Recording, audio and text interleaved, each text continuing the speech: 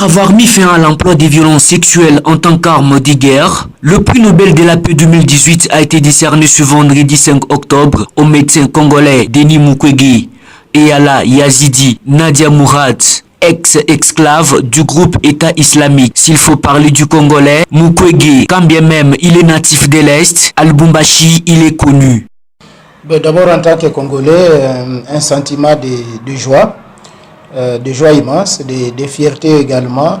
Moi, je suis né dans la province du Sud Kivu et j'appartiens à la même communauté ethnique que le docteur Mukwege, la communauté des Bashi du Sud Kivu.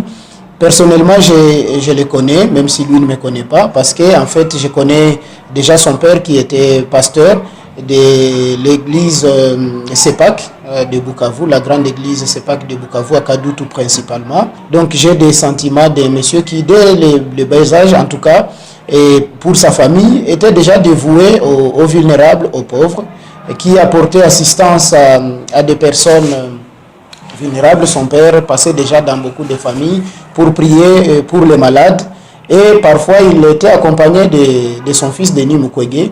Âgé de 63 ans, le gynécologue a risqué personnellement sa vie en luttant courageusement contre les crimes de guerre et en demandant justice pour les victimes. Une lutte qui lui a valu un prix Nobel et qui lui vaut une médaille d'or, un diplôme, voire même un chèque. Pour le professeur Banu Sizé, l'essentiel, c'est la reconnaissance.